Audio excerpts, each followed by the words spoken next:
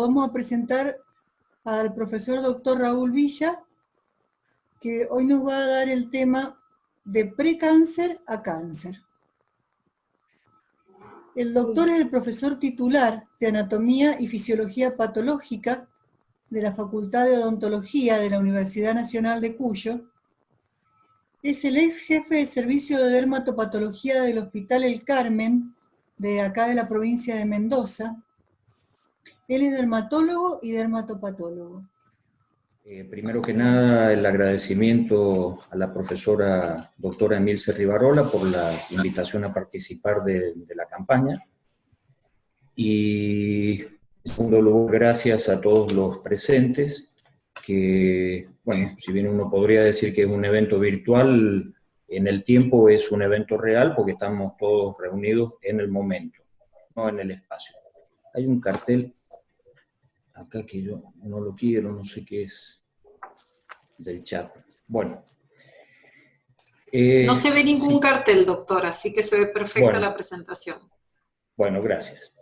Mi tema entonces... Perdón, te voy a interrumpir, discúlpame. Sí, ¿no? Que quiero avisar que las preguntas que tengan para hacerle al profesor las escriban en el chat, y entonces yo después al final le digo todas las preguntas que fueron surgiendo. Gracias. Perfecto. Muchas gracias, doctora. Bueno, vamos a hablar de este tema que es bastante amplio, porque la pretensión es no solo hablar del cáncer oral o del cáncer en general, sino de las lesiones que son precancerosas.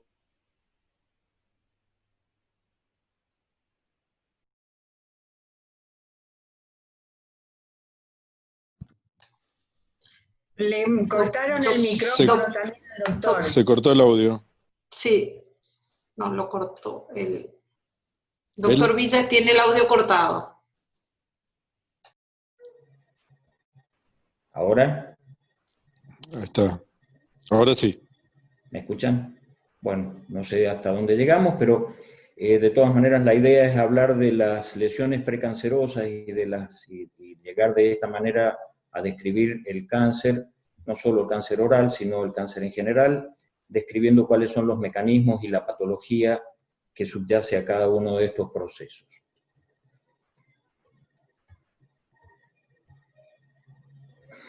Algo se trabó porque no pasa la diapo. A ver, perdón, a mí me aparece un cartel cada vez que ingresa alguien. No sabría cómo borrarlo. ¿Ustedes no lo ven? No lo ven. Bueno. Primero que nada vamos a hacer un repaso de algunos conceptos. Vamos a tratar de recordar, definiendo qué es una neoplasia, cuáles son los mecanismos entonces que están implicados en su desarrollo, cuáles son las causas de estos procesos, de estas lesiones precancerosas y del cáncer, y la existencia entonces de estas lesiones premalignas o precancerosas. Con respecto a la nomenclatura, primero que nada hay que aclarar que si bien utilizamos la palabra tumor, que implica en verdad una tumefacción o una hinchazón, en la práctica diaria se lo emplea como sinónimo de neoplasia. Y vamos a recordar el concepto de neoplasia, que etimológicamente significa nuevo crecimiento, y que en el concepto morfológico se refiere a una masa anormal de tejido con un crecimiento que supera al de los tejidos normales, que no está coordinado con el crecimiento de estos tejidos, es independiente de ellos, y que ese crecimiento autónomo se mantiene a pesar de que pueda concluir el estímulo que le ha dado origen. Este crecimiento carece de objeto y ataca eventualmente o perjudica al huésped en el que se ha desarrollado. Las neoplasias, de acuerdo a su comportamiento, insisto, estamos repasando, todo esto lo sabemos, se dividen en benignas, malignas, y todas ellas, de acuerdo al origen en los tejidos, se clasifican en epiteliales y mesenquimáticas. Yo me voy a referir específicamente a lesiones malignas, y la nomenclatura para estas lesiones, de acuerdo al tejido de origen, es de carcinomas para los tumores que se originan en los tejidos epiteliales, y sarcomas para las de origen mesenquimático. ¿Qué es lo que diferencia una lesión benigna de una maligna? Bueno, desde el punto de vista histopatológico, en primer lugar, esto que llamamos diferenciación y eventualmente anaplasia. La diferenciación es cuánto se parece el tejido tumoral al tejido normal que le dio origen. En condiciones normales, los tumores benignos son muy parecidos, eventualmente idénticos, al tejido de origen, mientras que los tumores malignos se parecen menos, se parecen poco, o inclusive no se parecen en absoluto, y cuando son muy indiferenciados hablamos de anaplásicos. La velocidad de crecimiento, lenta para los tumores benignos, rápida en general para los tumores malignos, y la capacidad de invadir localmente el tejido en el que asientan o de dar metástasis a distancia es patrimonio exclusivo de las lesiones malignas. Vamos a hablar resumidamente de las bases genéticas del cáncer. Ya nos dieron una exposición excelente el día viernes las doctoras Mampelli y Vargas Roy.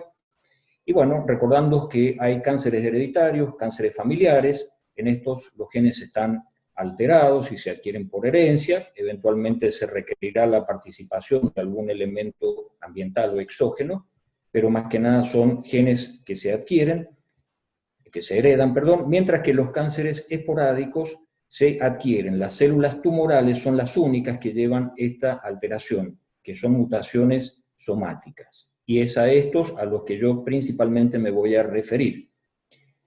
La carcinogénesis, cómo se generan los tumores, es la serie de acontecimientos que subyace al desarrollo de una neoplasia.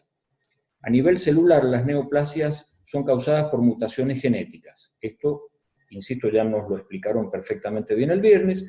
Alteraciones, mutaciones que alteran el control del crecimiento de la célula. Y es muy importante remarcar que las lesiones o alteraciones genéticas ocurren en varias fases y requieren la interacción de varios procesos que ocurren en general, se van sumando a lo largo de varios años.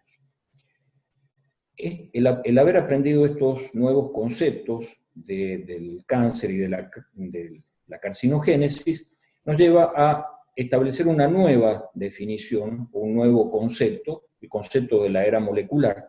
Entonces consideramos ahora una neoplasia como una alteración del crecimiento celular desencadenada por mutaciones adquiridas que afectan una célula y a su progenie clónica. Dichas mutaciones le proporcionan ventajas a la célula tumoral para su supervivencia y crecimiento y le permiten una proliferación excesiva e independiente de las señales fisiológicas de crecimiento.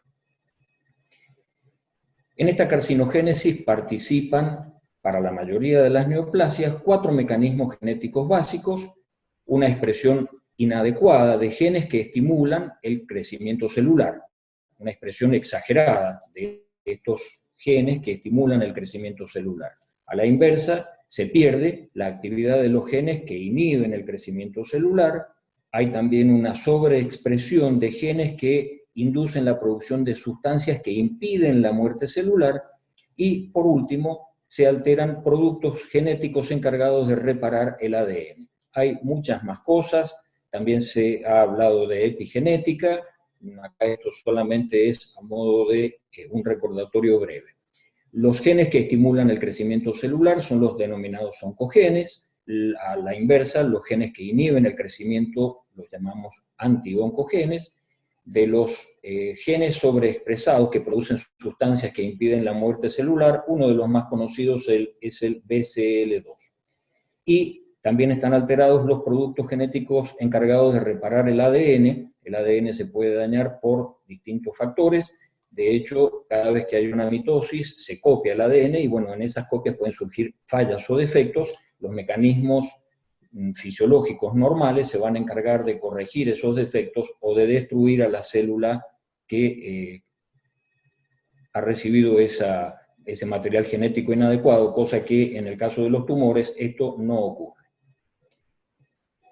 Las mutaciones de los genes, estas que estamos mencionando, se suman y se acumulan a lo largo del tiempo, hasta que la célula pierde un número crítico de mecanismos de control del crecimiento, y es entonces cuando se va a iniciar el crecimiento tumoral. Se considera entonces que la carcinogénesis es un proceso que se desarrolla en varias fases, que este es otro de los conceptos que quiero que vayamos reteniendo. Entonces, se producen daños, mutaciones no letales en genes específicos. Esto de no letal es obvio, es indispensable, porque si la célula se muere porque sufrió una mutación, pues no va a proliferar, no va a pasar nada. Entonces, es un requisito indispensable que la célula permanezca viva a pesar de la mutación. La segunda consideración es que este daño se transmite a la descendencia, de tal manera que consideramos a los tumores como clonales, o sea, son expansiones de una sola célula precursora dañada genéticamente. En este esquema lo que pretendo es señalar esto que se llama la carcinogénesis en pasos múltiples. Partimos del tejido normal, que por un estímulo determinado, enseguida vamos a hacer referencia a alguno de ellos, va a desarrollar una hiperplasia o va a desarrollar una metaplasia, pero en la medida en que hay proliferación se puede producir entonces alguna mutación, una mutación genética, lo cual va a llevar a una proliferación monoclonal de las células dañadas. Esto puede generar una displasia, concepto que también enseguida vamos a revisar, y esta displasia, asociada siempre a la proliferación celular y al agregado de mayor daño en el ADN, va a terminar desencadenando un carcinoma in situ y, como vemos acá, más proliferación, más mutaciones, esas células neoplásicas van a generar un cáncer invasor y eventualmente las células adquirirán la capacidad de migrar a distancia y de generar entonces una metástasis. En resumen, entonces, se produce un daño no letal en genes específicos, las mutaciones de los genes se van acumulando en la célula, el daño siempre se transmite a la descendencia, dijimos que los tumores son clonales, y el proceso se desarrolla progresivamente en varias fases, y es lo que llamamos carcinogénesis en pasos múltiples. Los rasgos característicos de las células neoplásicas. ¿Qué característica tiene una célula tumoral? Bueno, autosuficiencia de la señal de crecimiento. Esto es muy importante porque algunas células tumorales por sí mismas fabrican sustancias que inducen el propio crecimiento. Esto se llama secreción autocrina. O aumentan la cantidad de receptores en la superficie de tal manera de verse beneficiadas con los factores de crecimiento generados por otras células o inducen a otras células a que produzcan más factores de crecimiento.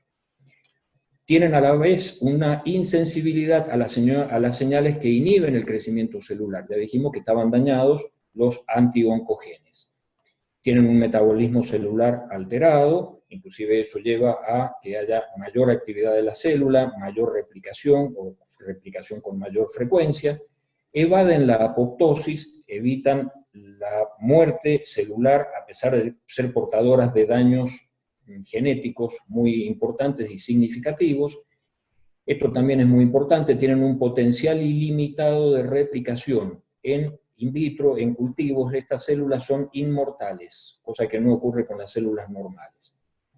Otra de las capacidades que adquieren estas células es la de inducir angiogénesis.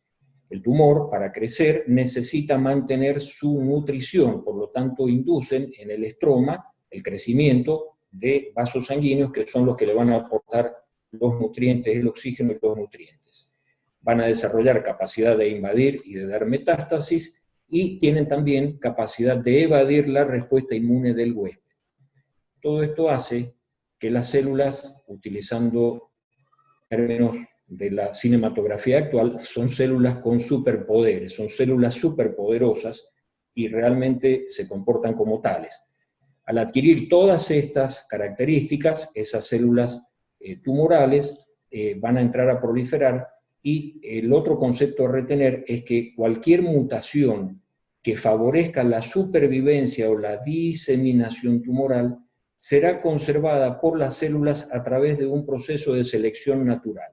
O sea, estas células que tienen estos superpoderes son mejores, por así decirlo, son más poderosas que las células normales, entonces las reemplazan, porque son a través de este proceso de selección natural las que tienen mayor capacidad para sobrevivir, son las más fuertes.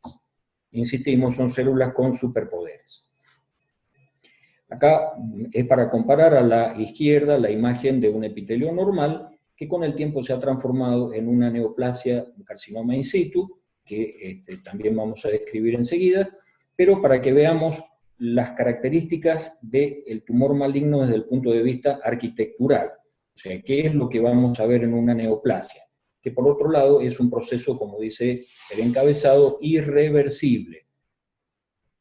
Los cambios morfológicos que encontramos entonces en las células y en los tejidos, aumento del número de células, muy evidente en este caso, desorden, pérdida de polaridad. Ustedes saben que en condiciones normales, en un epitelio escamoso, están bien diferenciadas las capas, un estrato basal germinativo, una capa espinosa, capa granulosa, eventualmente capa córnea. Bueno, de eso acá en este epitelio no quedó absolutamente nada, entonces hay pérdida de polaridad, falta de maduración. Las células tienen esto que se llama pleomorfismo, varían en la forma y en el tamaño cuando comparamos unas con otras, y con los núcleos pasa exactamente lo mismo, hay pleomorfismo celular y pleomorfismo nuclear. Esto se ve perfectamente bien en el microscopio. La morfología nuclear es anormal, hay aumento de la relación núcleo-citoplasma, los núcleos son mucho más grandes que los normales, y la cantidad de citoplasma queda entonces reducida al hacer esta proporción. Los núcleos son hipercromáticos, se tiñen más oscuros que los normales, en general porque hay mayor cantidad de ADN, o porque la cromatina está agrupada, forman grumos dentro del núcleo, suelen tener nucleolos prominentes, los núcleos suelen tener contornos irregulares, las mitosis suelen estar aumentadas en número, lo cual indica un crecimiento rápido del tumor, que es parte de las características clínicas que describimos para los tumores malignos, y frecuentemente encontramos mitosis atípicas o con formas muy grotescas. Otros cambios que podemos encontrar, todo esto desde el punto de vista morfológico, lo que vemos en el microscopio óptico, pérdida de cohesión, las células tienden a separarse unas de otras, zonas de necrosis tumoral y otros cambios. Acá viene otro concepto también importante, y es que los tumores están formados por varios clones, porque dijimos que ahí se desarrollan en el inicio como una progenie clonal, a partir de una sola célula progenitora genéticamente dañada. Pero sobre esas células que ya están genéticamente dañadas se van a sumar otros daños genéticos, y a su vez estas células van a originar otros clones, que son subpoblaciones celulares. Entonces aún más anormales todavía que las primeras, y van a proliferar todas juntas. Entonces esto va a originar una masa celular que está compuesta por una población mixta heterogénea. Esto es muy importante porque explica esa heterogeneidad. ¿Por qué un tumor primario puede responder al tratamiento mientras que sus metástasis no responden? Esto es porque en realidad las poblaciones celulares son distintas. Al dar metástasis se generó una subpoblación celular neoplásica genéticamente distinta a la población original. Entonces, responde el tumor original, pero no responden las metástasis. Ya vamos a hablar después de que para dar metástasis la célula tiene que adquirir una serie de potencialidades que le permitan migrar a distancia. Y esa heterogeneidad también explica por qué, luego de una aparente respuesta clínica, un tumor puede reaparecer en forma de lesiones resistentes a los fármacos quimioterápicos. Esto es más o menos lo mismo que para la resistencia bacteriana cuando usamos antibióticos. O sea, se mueren todas las células sensibles al fármaco, pero queda una población que es resistente, y esa es la que va a proliferar, por lo tanto se va a desarrollar un tumor resistente a la quimioterapia. Esto es un poco el mecanismo básico, genético, que explica cómo se genera a partir de una célula normal, cómo llegamos a una neoplasia. Bueno, ahora, ¿por qué? ¿Cuáles son las causas que generan estos cambios? ¿Cuáles son las causas de las neoplasias? Básicamente son estímulos que lesionan el ADN, los llamamos carcinógenos, y acá la lista es relativamente larga. Hay productos químicos que actúan de diversas maneras, algunos dañan directamente el ADN, se llaman genotóxicos, otros estimulan la división celular, son mitogénicos. Ya dijimos que en la medida en que hay mitosis aumentadas en cantidad, aumenta la posibilidad de errores en las copias del ADN. Otros producen daño tisular, y al repararse el daño también hay posibilidad de que se genere daño. Estos que dañan al tejido se llaman citotóxicos. Dentro de estos químicos, los que más resaltan, el arsénico, la nicotina y entre otros. Los agentes infecciosos, esto también es muy importante, muy conocido, principalmente los virus, resalta el virus del papiloma humano, el HPV, cuya participación está claramente demostrada en el cáncer de cuello uterino, en el cáncer de pene, en los carcinomas orales, carcinomas de esófago, carcinomas de piel, el virus del herpes simple, que se considera como el agente etiológico del sarcoma de Kaposi, el tipo 8 del virus del herpes simple, el virus de Epstein-Barr en los linfomas, virus de hepatitis en el carcinoma hepatocelular, etc. Otros elementos carcinogénicos, los agentes físicos, sobre todo las radiaciones ionizantes, esto también es conocido desde hace mucho, los rayos X, por ejemplo, dañan directamente el ADN, también la inhalación de polvos o gases radioactivos como el radón o la ingestión de yodo radioactivo que en este caso genera cáncer de tiroides. Pero también son muy importantes las radiaciones no ionizantes, fundamentalmente la radiación ultravioleta, que en nuestro caso es muy importante porque al producir daño crónico en el labio y en la piel, bueno, va a generar carcinomas con esas localizaciones. El calor y las quemaduras pueden ser también agentes causantes de cáncer. El amianto, por mecanismo desconocido, genera cáncer de pulmón y de pleura. Agentes biológicos, las hormonas, por ejemplo los estrógenos, facilitan y estimulan el desarrollo del cáncer de mama y de endometrio, la testosterona en el cáncer de próstata. Acá ya vamos entrando en otro terreno, los factores dietéticos se mencionan porque se conoce, por ejemplo, que las dietas pobres en fibra se relacionan con el aumento de incidencia del cáncer de colon, o que la ingestión de pescado ahumado crudo da mayor incidencia de cáncer de estómago. Pero mecanismos acá no los conocemos por el momento. La predisposición genética la mencionamos un poco así al pasar, mayor incidencia de cánceres familiares, por ejemplo, los síndromes cancerosos hereditarios del retinoblastoma, la poliposis familiar del colon, síndromes caracterizados por alteración en la reparación del ADN, como el seroderma pigmentoso, o cánceres familiares como el melanoma, cáncer de mama, de cerebro, etc. Y aquí entramos en estas situaciones pre-neoplásicas, o lesiones potencialmente malignas, que son afecciones en su carácter no neoplásicas, pero que suponen un alto riesgo de desarrollar posteriormente una neoplasia. Un ejemplo de estas son las hiperplasias, por ejemplo de endometrio, de los lobulillos y conductos mamarios, situaciones que implican una proliferación crónica de células como la que vemos en gastritis crónica, colitis ulcerosa, cirrosis hepática, afecciones autoinmunes, etc.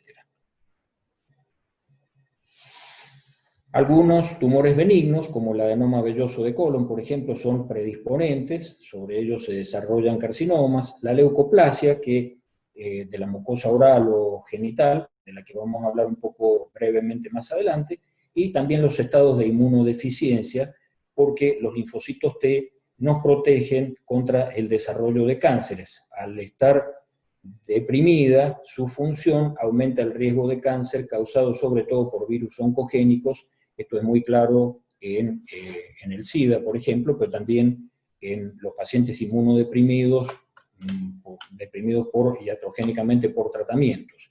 De todas maneras, hay que considerar que muchos de los tumores, tal vez la mayoría, se originan de novo, no sobre una lesión previa. Bueno, esto era nuestro conocimiento hace no tantos años, la cosa era muy simple para nosotros, lo que era normal, lo que era anormal era anormal, francamente diferenciado una cosa de otra, lo que era benigno, lo que era maligno y ya está. El problema fue que con el tiempo fuimos aprendiendo que había lesiones benignas, pero que no eran tan benignas, porque en el tiempo terminaban desarrollando un cáncer, o había lesiones que parecían ser cáncer, pero que sin embargo no eran tan agresivas. Entonces se fue generando esta zona media, esta zona gris, que fue desdibujando esa zona de interfase, ese corte neto que nosotros quisiéramos delinear porque la comprensión intelectual así nos lo demanda, pero resulta que se fue complicando, porque empezamos a hacer detección temprana, entonces empezamos a ver casos cada vez más precoces dentro de esa zona intermedia, los métodos diagnósticos se fueron refinando, y la cosa terminó en que el blanco y el negro están en los extremos, y en el medio tenemos una enorme gama de grises, donde lo benigno de a poquito se va transformando en maligno, y las cosas que son malignas por ahí no lo son tanto. Las lesiones precursoras entonces son las que están o pueden preceder a un cáncer, y consideramos dentro de este capítulo a las hiperplasias, a las metaplasias, a las displasias. Pueden evolucionar a un cáncer invasor si la causa persiste o se repite, los tumores benignos también en un bajo porcentaje de casos. Brevemente vamos a hablar de cada uno de ellos. Una hiperplasia es el aumento del volumen de un órgano o de un tejido por aumento de la cantidad de células. Esto puede ser un proceso fisiológico en respuesta a un mayor requerimiento funcional, por ejemplo, la hiperplasia de la glándula mamaria, de los acinos y de los conductos mamarios durante la lactancia, pero puede ser patológica cuando responde a estímulos que a su vez son anormales, por ejemplo, la hiperplasia del endometrio por una sobreestimulación hormonal. Acá tenemos un ejemplo del endometrio, a la izquierda el endometrio en reposo, inactivo, y a la derecha una gran cantidad de glándulas, mucha mayor celularidad, en respuesta a la acción de los estrógenos, lo que se llama el endometrio proliferativo. Eso es fisiológico.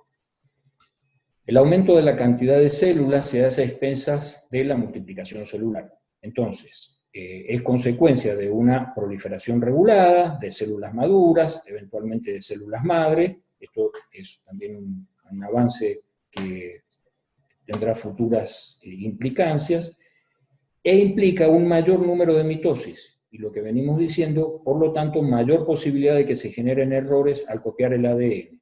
Si esos errores no se corrigen, se van a transmitir a las células hijas y a sus generaciones posteriores. Ese es el problema, y por eso consideramos a la hiperplasia en algunas circunstancias como una lesión premaligna o precancerosa. Los tipos, bueno, de la hiperplasia fisiológica, la hiperplasia hormonal, mencionábamos recién el ejemplo del epitelio de la glándula mamaria durante la lactancia, la hiperplasia compensadora, por ejemplo, una regeneración luego de una resección hepática parcial. Estos son fisiológicos, pero existen casos patológicos, también dijimos, por excesos de hormonas o factores de crecimiento que actúan sobre las células diana, y también pueden producirse estas hiperplasias patológicas por infecciones virales como el HPV. Los ejemplos: hiperplasia del endometrio y hiperplasia prostática benigna. Otras de las lesiones que tenemos que considerar como preneoplásicas o precancerosas o potencialmente malignas, la metaplasia. La metaplasia es un cambio reversible en el que una célula diferenciada, ya sea epitelial o mesenquimática, se sustituye por otro tipo celular. Y la sustitución se hace hacia un tipo celular más resistente, más capaz de aguantar el daño que le está generando el entorno, porque siempre es una respuesta a una agresión externa. Los factores que predisponen a la metaplasia, cuando persisten, pueden iniciar la transformación maligna del epitelio metaplásico.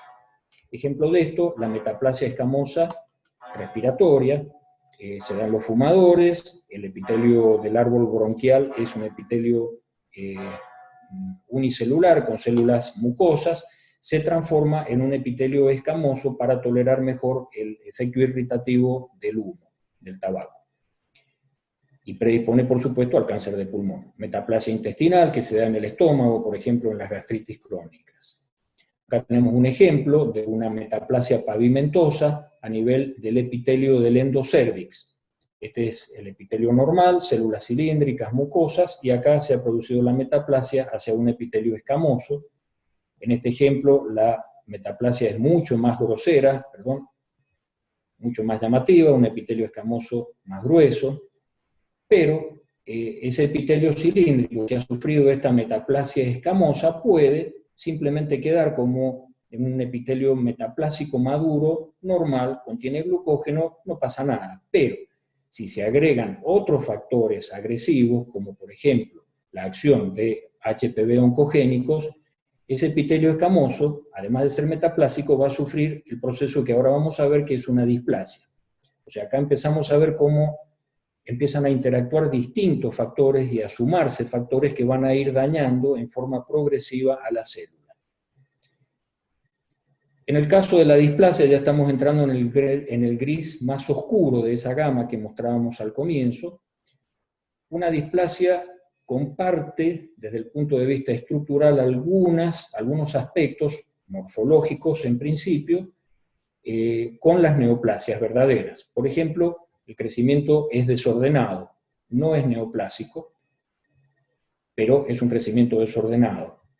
Ya vamos a mencionar un poquito más abajo que la lesión en realidad es reversible, cosa que la neoplasia es irreversible. Está caracterizado también por pleomorfismo celular y nuclear, variación en la forma y en el tamaño de las células y de los núcleos, en general en un grado menor que en una verdadera neoplasia, pero existe ese pleomorfismo, núcleos hipercromáticos, también hay pérdida de orientación, hay desorden y falta de maduración, es una cuestión de grado, por eso esto es un gris, no un negro que sería un carcinoma. Aumento de la relación núcleo-citoplasma, aumento de mitosis, con presencia de mitosis en la mitad superior del epitelio, cuando las mitosis solo deben producirse en la capa germinativa, que es la más profunda del epitelio. La diferenciamos a la displasia en leve, moderada o grave, según el tercio que afecte. Esto lo explicó también ayer el doctor Delgado. Leve cuando afecta el tercio profundo, el tercio inferior del epitelio. Moderada cuando afecta los 2 tercios inferiores, y grave o severa cuando afecta la totalidad del epitelio, los 3 tercios. Dijimos que la lesión es reversible y se da generalmente en los epitelios, por ejemplo, cuello uterino o en la mucosa oral. Sobre todo los casos leves son reversibles si se elimina la causa, pero muchos de estos casos la lesión es precursora de un carcinoma infiltrante. Volvemos a esta fotografía, que es una mucosa exocervical normal, la mucosa que reviste la parte del cuello uterino, que protruye dentro de la vagina, de la cúpula vaginal, y acá ese epitelio sufre una displasia leve, o sea, la alteración está en este tercio inferior. Acá aparece una nomenclatura nueva, que pretende salvar algunas dificultades que tiene esto de displasia leve, moderada o grave, que ya vamos a mencionar. Entonces, se la denomina neoplasia intraepitelial cervical, la conocemos con la sigla SIN-1, SIN-1. O sea, es una neoplasia intraepitelial cervical, en definitiva, con una displasia leve. En esta otra, vemos lo mismo, tiene la displasia en el tercio inferior del epitelio, y aparecen en la superficie células con efecto citopático viral que nos permiten decir que hay además una infección por HPV. Empezamos a ver que se suman elementos como antes mencionamos. Acá con más claridad, la displasia leve, la alteración en la parte inferior del epitelio y las células con esas vacuolas claras perinucleares en la porción superior. En este epitelio ya la alteración es mayor, está afectada a la mitad, o sea, más de 1 tercio, casi 2 tercios afectados, esto es un SIN-2. Y en este caso está afectada la totalidad, todo el espesor del epitelio, es un SIN-3, o sea, una neoplasia intraepitelial cervical, grado 3, una displasia severa. Lo que pasa es que no podemos en realidad diferenciar claramente cuándo es una displasia severa y cuándo es un carcinoma in situ. Entonces, para resolver ese problema, dentro del SIN-3 se agrupan ambos procesos, la displasia severa y el carcinoma in situ. Y para evitar el uso del término neoplasia intraepitelial, porque eso implica asignar la denominación de neoplasia a una displasia, estábamos diciendo que un SIN-1, que tiene una displasia leve, es una neoplasia intraepitelial, pero no lo es. Entonces, para evitar esa cuestión de nomenclatura, se utiliza ahora la terminología de SIL, que es lesión escamosa intraepitelial, que también será de bajo grado o de alto grado, como en este caso. Este es un carcinoma in situ, no hay mayormente diferencia, no la podemos en realidad diferenciar de una displasia severa, entonces por eso esa terminología. Y aquí tenemos esa gama de lesiones que empieza con el epitelio normal aquí en la izquierda, un sin 1, con esa displasia leve que afecta al tercio inferior del epitelio, en esta fotografía, un sin 2, 2/3 afecta, y sin 3, que afecta todo el espesor del epitelio, siendo esto una displasia grave o severa o un carcinoma in situ. Las nomenclaturas que se utilizan, que son de uso diario, en realidad sin, como dijimos, la neoplasia intraepitelial cervical, el BIN se utiliza como neoplasia intraepiteliar vulvar para las lesiones de la vulva, las lesiones de la vagina, neoplasia intraepitelial vaginal, o las lesiones de la próstata, neoplasia intraepitelial prostática. Dijimos que ahora se tiende a utilizar la terminología de SIL como lesión intraepitelial escamosa. Vamos a hablar entonces, hemos ido avanzando en esa gama de colores, nos vamos metiendo ya en el gris cercano al negro, que es el carcinoma in situ. Esto ya es un carcinoma, es una neoplasia. Las células del tumor primario tienen en este caso la característica de que están proliferando solo dentro del epitelio donde se han originado, no han atravesado la membrana basal, el tumor es completamente intraepitelial y, bueno, como el epitelio no tiene vasos sanguíneos ni linfáticos, no puede dar metástasis, no ha invadido todavía el corion, y se la conoce también como neoplasia preinfiltrante o precursora de un carcinoma invasor. Esta es la foto que mostré al comienzo, para comparar, estos son los extremos, blanco y negro, el epitelio de la izquierda, el epitelio normal, y el epitelio de la derecha, un epitelio ya francamente atípico, con una neoplasia, un carcinoma in situ, una neoplasia intraepitelial. Bueno, la progresión de la neoplasia sigue, o sea, esto es un camino, un avance, una cuestión progresiva que parece no terminar nunca. De esa neoplasia in situ, las células van a adquirir capacidad para romper la membrana basal epitelial, se van a hacer infiltrantes, van a entrar en contacto con los vasos sanguíneos y con los vasos linfáticos del estroma, se van a meter dentro de esos vasos, van a dar metástasis, va a haber invasión vascular y perineural, y vamos a encontrar también células aisladas, células atípicas aisladas en el estroma, por esa falta o pérdida de cohesión que desarrollan también. Para que se produzca todo eso, la célula también tiene que adquirir, en forma progresiva, tiene que adquirir potencialidades, capacidades, y son progresivos. Entonces, para que se produzca, por ejemplo, la invasión y la metástasis, la célula debe adquirir moléculas de adhesión para pegarse a la membrana basal del epitelio, en primer lugar, o después del vaso cuando lo va a penetrar, y debe tener capacidad para perforarlo, tiene que producir sustancias que hagan un agujero en esa lámina basal y poder pasar a través de ese hueco que abre. Para eso, por ejemplo, requiere moléculas de adhesión como las integrinas. Y para poder desplazarse de un lado al otro tiene que ser móvil, entonces tiene que adquirir la capacidad de trasladarse. Son todas capacidades que van adquiriendo y logrando a través de las alteraciones del ADN. Debe producir enzimas que degraden la matriz extracelular para poder avanzar dentro de ese magma gelatinoso que es la sustancia intercelular. En el caso de que vaya a dar una metástasis sanguínea, por ejemplo, va a tener que viajar por la sangre, y bueno, tiene que aprender a vivir en la sangre, cosa que no tiene nada que ver con su entorno habitual, y cuando se aloje en un lugar alejado, distinto de su lugar de origen, tiene que aprender a vivir ahí y adaptarse a vivir en ese tejido, por ejemplo, en el pulmón, en el hígado, en el cerebro, cuando es una célula que viene, por ejemplo, no sé, del epitelio del colon. En esta fotografía se está esquematizando el vaso sanguíneo, que está lleno de células tumorales, que está ingresando al ganglio y dando la invasión, la metástasis ganglionar. De todo esto que hemos hablado tenemos ejemplos en la cavidad oral. La leucoplasia y la eritroplasia son ejemplos de estos procesos, que las he puesto acá con ese signo de precáncer, porque en algunas ocasiones, en realidad, como ya se señaló ayer, lo dijo el doctor Delgado, en realidad no es un precáncer, sino ya es un cáncer.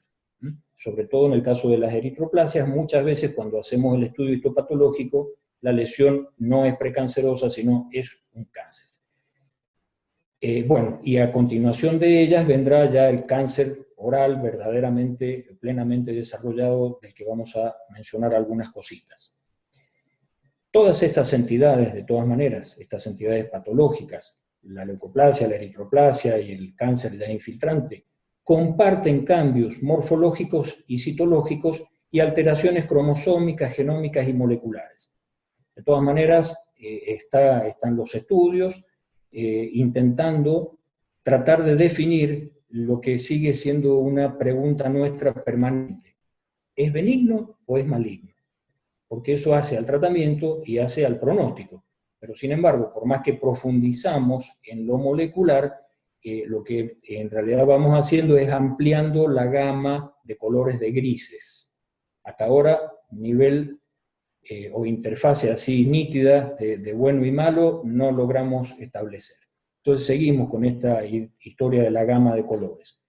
Entonces vemos acá en este dibujito, que es similar al que mostró ayer el doctor Delgado, la progresión desde la mucosa normal, cómo sufre después una hiperplasia, que es lo que llamamos una leucoplasia, la leucoplasia que va haciéndose cada vez más intensa en su hiperplasia, sufre hasta una metaplasia, si se quiere, por el desarrollo de hiperkeratosis, se empieza a alterar el epitelio, empieza a aparecer una displasia con sus 3 grados, esto terminará siendo una eritroplasia, eritroleucoplasia y un carcinoma in situ, y eventualmente un carcinoma invasor.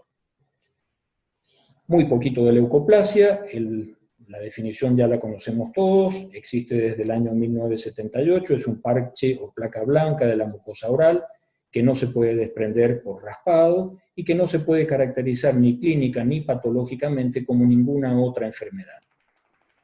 Existen leucoplasias en la mucosa oral, en la mucosa anal, en la mucosa genital, en otros lugares, por supuesto nos interesa la de localización oral más que nada. El color blanco se debe a que el epitelio está engrosado y capta cantidad de agua. Histológicamente, un poco como señalábamos recién, hay una hiperplasia y una displasia del epitelio escamoso. ¿Por qué esto de displasia? Bueno, porque hay una hiperplasia, pero aparece capa córnea. En el caso del epitelio masticatorio, por ejemplo, de la lengua o de la encía, ya existe capa córnea, nada más que está engrosada. Pero en el caso de la mucosa yugal, no tiene ese epitelio en condiciones normales capa córnea, sin embargo sí aparece, en este caso, de la leucoplasia, por lo tanto en realidad eso sería una metaplasia. Y sobre esa alteración va a ir apareciendo una displasia progresiva, en sus 3 niveles, como decíamos recién, leve, moderada o severa, y eso puede llevar a la progresión a un carcinoma. Entonces, cuando vemos una leucoplasia, nos encontramos también con una gama de que puede ser una lesión benigna, por suerte la mayoría de las leucoplasias son así, pero bueno, puede ser una lesión premaligna, habrá que determinar el grado de displasia que tiene, o eventualmente puede ser ya un carcinoma in situ o invasor. En este esquema se pretende expresar la posibilidad de que progrese. Acá en azul estaría la parte que corresponde a lo que es la hiperplasia pura del epitelio, que se va a manifestar con acantosis, papilomatosis, el engrosamiento del epitelio en sus células vivas, en sus capas de células vivas, el desarrollo de la hiperkeratosis con núcleos o sin núcleos, pero después aparece la displasia con sus 3 grados, y finalmente puede desarrollarse el carcinoma in situ y este ser seguido de un carcinoma invasor. La leucoplasia puede progresar siguiendo todos estos niveles.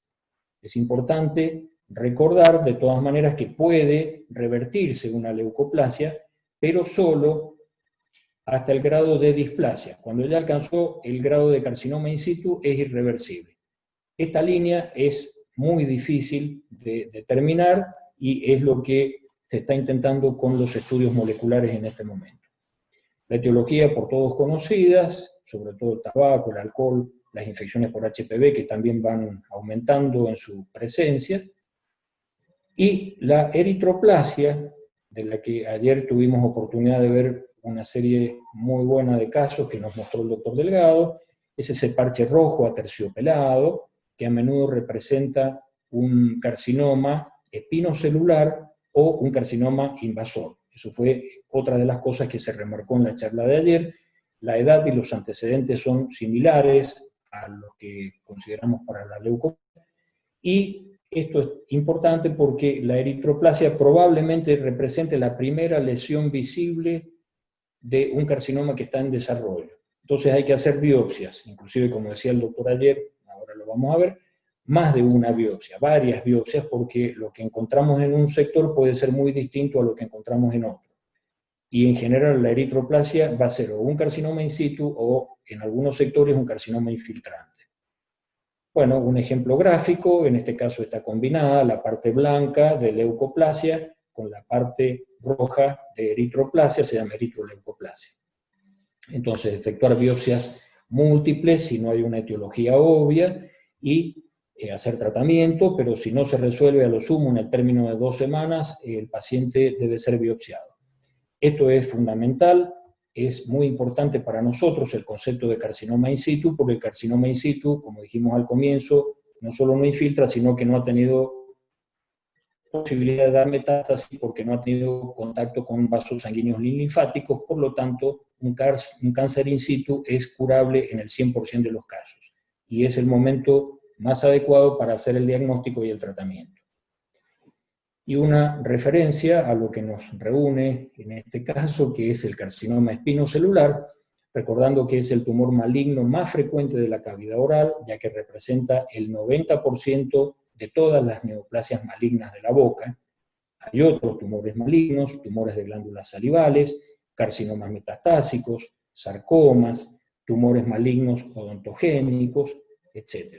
Pero el más importante, el carcinoma espinocelular, cuya etiología igual a la de la eritroplasia y leucoplasia, el tabaco, el alcohol en primer lugar, los virus, pero en este caso es muy importante la luz ultravioleta, que va a producir daño en el labio inferior, donde se va a desarrollar un carcinoma espinocelular, carcinoma que es en realidad el más frecuente de los carcinomas orales, el del labio inferior por la luz ultravioleta.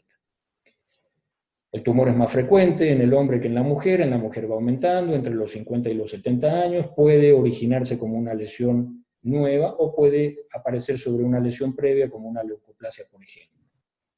Distintos lugares, ya dijimos, esto no lo vamos a recordar, solamente que el labio es el más frecuente. La forma de crecimiento, el tumor puede crecer en forma exofítica, como una masa fungosa o papilomatosa que sobresale claramente del tejido circundante y que lo vemos nítidamente al hacerle abrir la boca al paciente. El tumor endofítico o infiltrativo es todo lo contrario, muy poco relieve, si es que hay alguno, y el tumor se palpa más que se ve. Es una zona muy indurada, un tejido muy duro, se describe como leñoso y que cuando uno lo mueve está en realidad adherido a los planos profundos. Y muy frecuentemente vemos al cáncer expresándose como una úlcera, porque cualquiera de los dos anteriores, tanto el exofítico como el endofítico, pueden sufrir traumatismos y ulcerarse, o sufrir necrosis tumoral y ulcerarse. Algunos ejemplos muy breves: esta lesión mucho más grosera, saliente, ulcerada. Por supuesto no esperamos de ninguna manera que los pacientes lleguen en este estado. En algunos todavía se conservan zonas con ese aspecto de leucoplasia, que puede haber sido la lesión original. Y bueno, dado que se pueden ulcerar, toda úlcera que persista por 4 semanas o más y que no tiende a curar, también debe ser biopsiada. Ojo con esto, no le hagamos dar vuelta al paciente con que tiene un afta y hace 6 meses que está con un afta. Histológicamente, por supuesto, el carcinoma se caracteriza, como todo carcinoma escamoso o espinocelular, por la presencia de células atípicas que son similares al epitelio estratificentoso que le ha dado origen. Esas células van a formar masas o van a formar cordones que invaden el corion. Las células son pleomórficas, los núcleos son pleomórficos, grandes, irregulares, hay mitosis atípicas, hay necrosis tumoral, y en general reacción inflamatoria crónica que es el mecanismo de defensa del organismo que tiende a frenar a las células tumorales. Dijimos al comienzo que los tumores pueden ser bien diferenciados cuando se parecen mucho al tejido que le dio origen, en este caso son parecidos al epitelio escamoso donde se originaron. Los semidiferenciados, se utiliza el término también semimaduros, son tumores en los que nos cuesta un poco más saber o detectar en el microscopio que existe queratina y que por lo tanto es un carcinoma escamoso, y los indiferenciados en los cuales no podemos saber si en realidad eso es un carcinoma, es un sarcoma, un melanoma, y tenemos que recurrir a métodos auxiliares de diagnóstico, inmunohistoquímica o estudios moleculares. La metástasis, el carcinoma, una vez que se hizo infiltrante, sobre todo lo va a hacer a los ganglios linfáticos regionales, cervicales. Son más frecuentes las metástasis y precoces en los cánceres que asientan en la lengua y se dan con mayor número en las formas infiltrantes que en las formas exofíticas. Vamos a ver algunas imágenes histológicas, un carcinoma in situ, una lesión que tiene queratina en superficie, el epitelio que está engrosado, que tiende a formar esas masas que se van a ir metiendo en el corion. Vamos a ver que encontramos mitosis en la parte alta del epitelio, cosa que es anormal, células con núcleos grandes teñidos de distintas maneras, núcleos grandes, eventualmente células polinucleadas, desorden, células que sufren queratinización individual, se llaman disqueratóxicas, en realidad son células apoptóticas. Aquí una mayor aproximación de un núcleo totalmente anormal o una célula multinucleada. Eso es in situ porque en estos carcinomas la membrana basal está bien dibujada, no ha sido perforada por las células tumorales. En el carcinoma infiltrante, al contrario, tenemos acá a la derecha un remanente del epitelio normal y toda la masa tumoral que está ocupando el corion en todo el resto del campo, ha infiltrado obviamente el corion y forma gran cantidad de queratina dentro de sus masas tumorales, por lo tanto esto es un carcinoma espinocelular muy bien diferenciado porque no tenemos duda de que esto es queratina y que esto es un carcinoma escamoso. Lo mismo acá, en algunos de los islotes que están invadiendo se ve la queratina en el centro. A medida que el tumor se profundiza, la formación de queratina se va perdiendo, van formando masas, cordones irregulares, angulados, con células tumorales, inclusive aisladas, vean la proximidad con el vaso, pequeños grupos celulares, se ve un poco fuera de foco la foto, células muy anormales, gran núcleo, la cromatina en grumos, nucleolos prominentes, la reacción inflamatoria, que es el mecanismo de defensa del organismo, linfocitos, y en este caso estas células rojas que son eosinófilos también. Y muy frecuentemente la presencia de mitosis aberrantes, mitosis atípicas, células con disqueratosis. Hay una variante del carcinoma espinocelular que es el carcinoma verrugoso, se conocía originalmente como papilomatosis florida. Vamos a presentar brevemente a un paciente, un hombre de 67 años en el momento en que lo vi. Era un trabajador rural, trabajaba expuesto al sol y hacía otras actividades varias. El paciente era fumador desde la adolescencia de 30 o 40 cigarrillos por día y si es que no más, y la lesión por la que consultaba tenía varios meses de evolución, estaba desarrollada en la mucosa yugal retrocomisural izquierda. Sin embargo, al examinar al paciente, vamos a empezar por el lado opuesto, el lado derecho, porque tenía una típica leucoplasia del lado derecho retrocomisural. Pero la lesión por la que él consultaba es esta, que está del lado izquierdo, que si bien es retrocomisural se extiende sobre la semimucosa de los labios y de la comisura labial, y es esta lesión mamelonada, verrugosa, vegetante, que le producía cierta molestia, por ahí se la mordía. Ahí la tenemos un poquito más de cerca. Se hizo biopsia, no tengo para mostrarles la histología, se confirmó el diagnóstico de un carcinoma verrugoso, el paciente fue derivado a cirugía, pero no fue En realidad después hablando con él, porque tenía miedo, ponía excusas y daba vueltas, entonces lo vi 2 años después de esa primera consulta. El paciente estaba obviamente vivo. Vean cómo ha crecido la lesión, ha crecido en superficie, se ha hecho más prominente, se ha ido extendiendo, afecta la zona del surco, está fisurada, le dificultaba para abrir la boca, le producía dolor en ese momento, y inclusive producía retracción de la piel por el lado externo. Bueno, la conclusión es que este paciente finalmente se operó.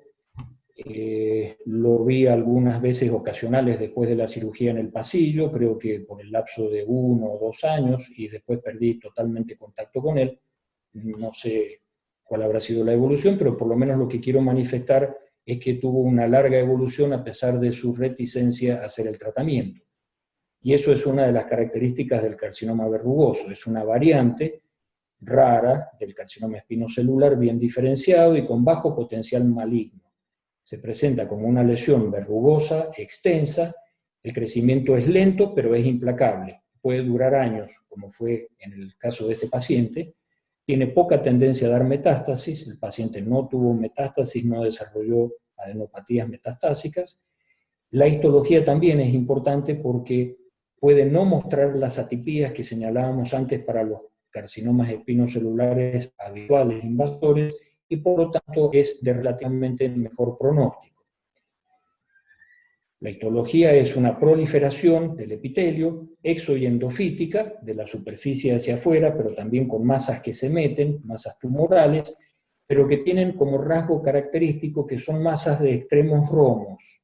Se dice que este tumor empuja al tejido subyacente más que infiltrarlo, justamente porque las masas que proliferan son romas, no son cordones que penetran o infiltran en el resto del tejido. Y las células tumorales tienen mínima atipía y muy pocas mitosis. El pronóstico en general es excelente. El problema es que el carcinoma puede recurrir luego de la extirpación y por recidivas repetidas o en caso de que se haga quimioterapia o radioterapia, la lesión puede tornarse más agresiva y dar metástasis. Bueno, hasta aquí la exposición. Yo quedo a disposición de ustedes para las preguntas que pudieran hacer. Muchas gracias. Muchas gracias, doctor, por la exposición. Y le voy a pasar a transmitir las preguntas del auditorio. ¿Cómo no? La doctora Ingracia pregunta: únicamente la leucoplasia y eritroplasia como precancerosas o potencialmente malignas. El líquen, las úlceras traumáticas y la queilitis actínica, ¿cuál es su experiencia sobre el porcentaje de transformación?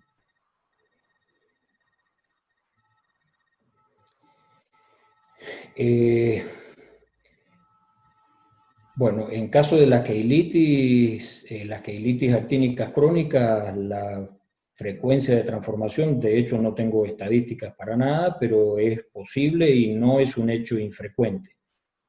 En el caso del líquen, también lo señaló el doctor Delgado ayer, las posibilidades de transformación son pocas, son bajas. He visto algunos casos, no míos, que han sido exhibidos por otros colegas, y se da sobre todo en las variantes del líquen erosivo. No me acuerdo cuál era la tercera patología que me preguntó. La úlcera traumática. Los traumatismos crónicos también se mencionó ayer, están puestos en duda, siempre se los menciona como posibles desencadenantes. No tengo experiencia, no tengo ningún paciente como para mencionar que tuvo una lesión traumática que evolucionó hacia un carcinoma. Bien, gracias. Y otra pregunta, dice, en la imagen de SIN1, las células vacuoladas que aparecen en el tejido displásico asociada a HPV, ¿es una displasia coilocítica? Claro. Y bueno, eso no siempre es así, porque depende de la cepa de HPV que produzca la infección. en las cepas que son altamente oncogénicas, como el 16 o el 18, las células coilocíticas van a tener núcleos muy anormales, muy atípicos, y ahí se habla de displasia coilocítica, pero en las infecciones por los otros HPV, que son los más comunes, en general las alteraciones son escasas. Hay que hacer de todas maneras hibridación si a uno se le plantea duda, ¿no? Para no perjudicar al paciente, porque las cepas oncogénicas, por eso se denominan así, son aquellas que de alguna manera van a determinar la aparición de un carcinoma a largo plazo, o no tan largo. Bueno, y los otros comentarios son cosas tales como: Raúl Villa, muy bueno desde Jujuy. Excelente y muy didáctica exposición, doctor Villa. Muchas gracias, muy bueno. Muchas gracias. Excelente disertación. Muchas gracias, muchas gracias. Bueno, muchísimas no, gracias, doctor, por la exposición. Muchas gracias. La verdad que ha sido muy claro el caminito que va del normal al malo, o del bueno al malo. Bueno, muchas gracias. Sí, en realidad es un desafío porque es un tema relativamente árido para aquellos que específicamente hacen clínica, por ejemplo. Así que bueno, gracias por la paciencia y haber escuchado, así creo que lo hicieron. Gracias a ustedes. Y acá hay un comentario que me gustó mucho, perdón, que dice: gracias, doctor, estas charlas son importantísimas para los que estamos en la práctica diaria, muy enfocados en los dientes. Refrescar estos conocimientos son fundamentales para hacer un tratamiento integral. Bueno, perfecto. Muchas gracias. Si sirvió, esa era la intención. Gracias. Muy amable. Muchas gracias, bueno, profesor. Gracias. Buenas noches. Que estén muy bien. Gracias. Muchas gracias, doctor. Impecable. Gracias. Gracias a ustedes. Muchas gracias. Excelente. Gracias. Chao, chao. Hasta mañana.